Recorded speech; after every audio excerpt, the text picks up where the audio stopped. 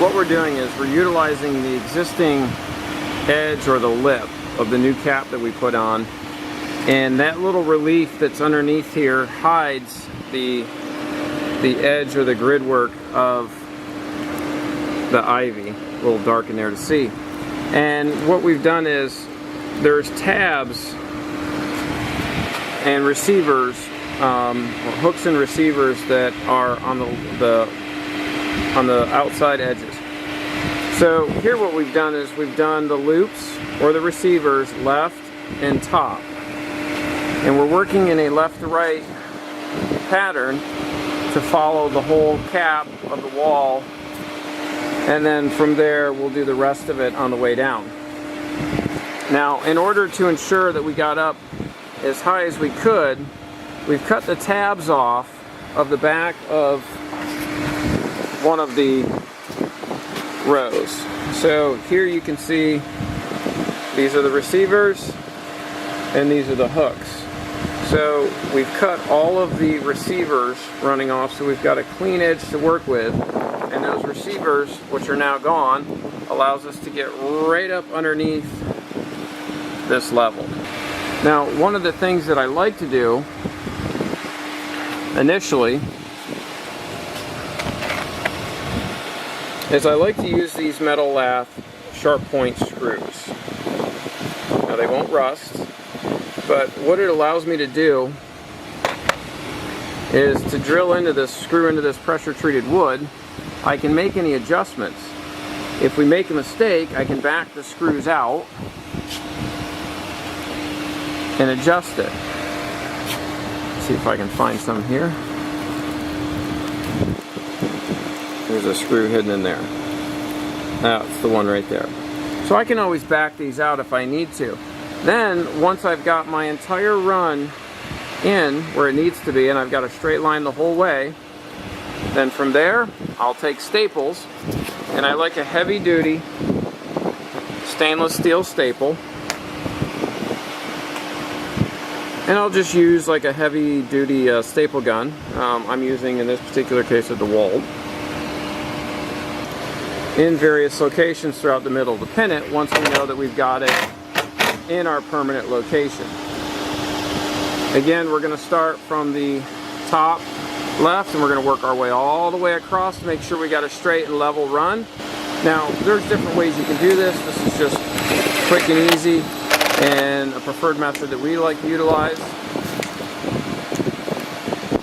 Now that gets that right in there, right up underneath where we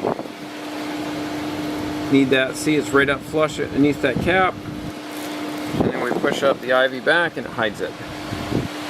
And if we make a mistake, we can just back out that run and redo it. Once you've completed your first run all the way across and you've secured it,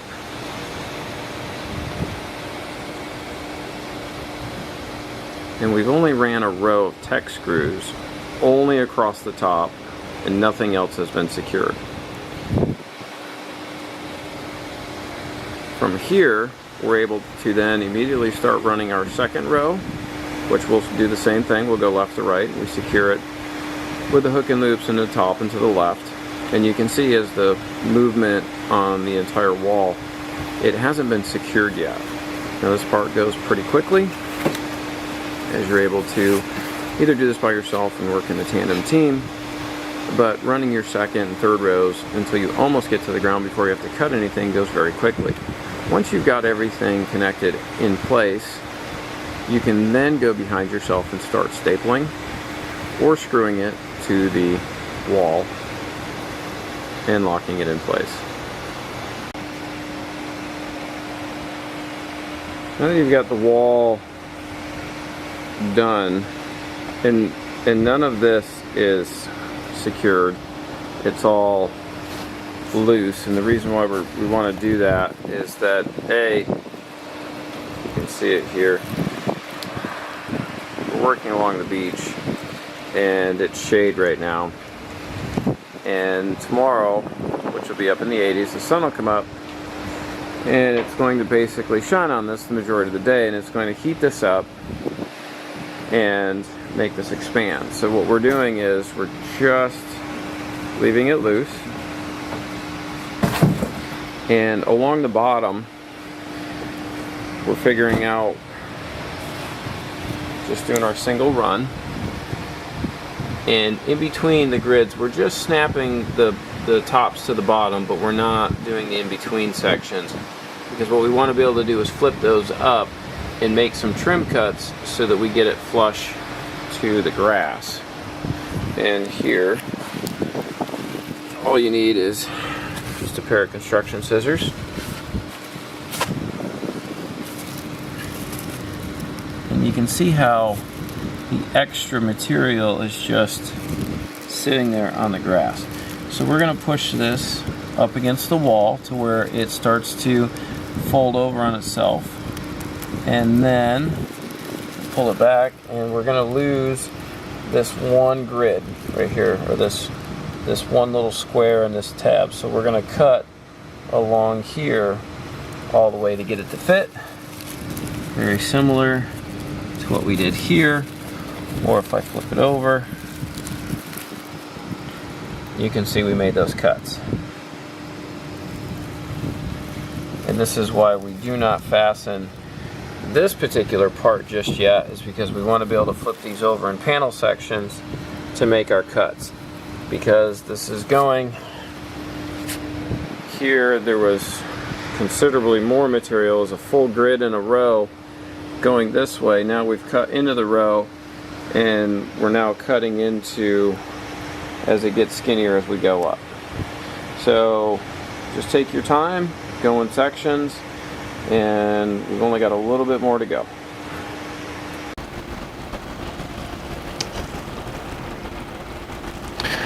So what we want to do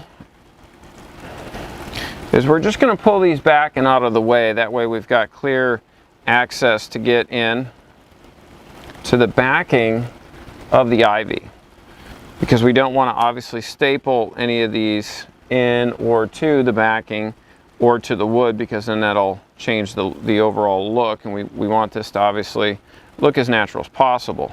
So we'll just pull all of these back, pin it in, and if you can kind of see the staple right in there, and then all we do is we just push the material back in, and it's hidden, and then you don't see it. So it is very, very natural looking. So let's get a couple more in there so you can see.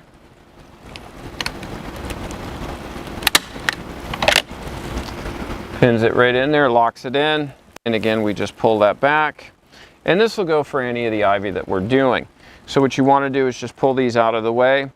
Now the customer in this particular case likes the material pushed up a little bit higher. So what we can do, there's a couple spots in here which we could pin these up so that they do stay up a little bit higher.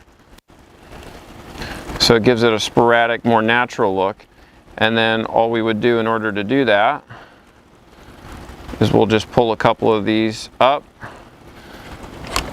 and then we could pin it like so.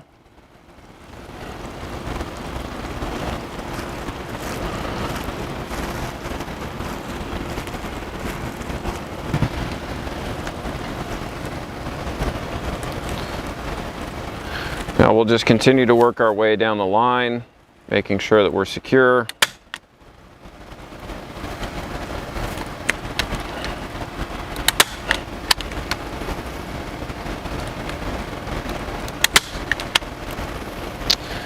You can use virtually any stapler. I do like this one just because you do have some multiple selections for the different styles that you're tacking in.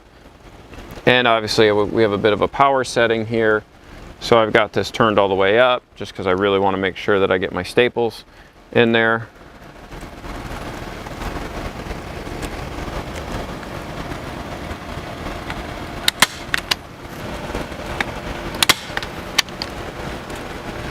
But it's really just as easy as this.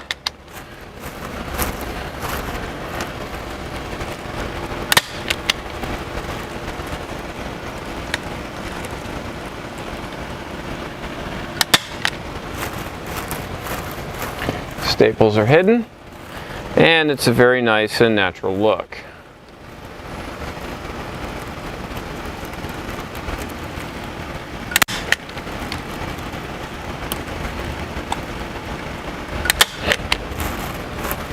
Now, we'll continue to do this the whole way down, and then we'll just make sure, and you can pull on it and feel, and if you've got any areas where it seems you've got a lot of movement, then we'll just come back in and we'll get a couple of staples in there, just in case we missed any areas. So you can see it actually locks in pretty tight, but like I said, all you got to do is come back and give it a couple of tugs. If there's an area you're not happy with, just give it a couple of staples.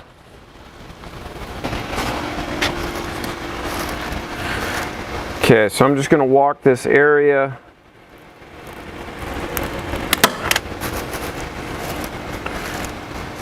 Just looking for any spots that might feel like there's a little too much play.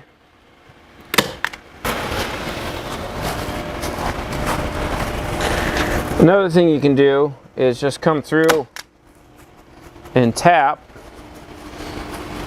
and see if you're getting much movement, and if you are, then you know that that's a spot that's going to require a staple. Now that could be attributed to there's an uneven spot in the fence, or maybe we've got a little bit of sag,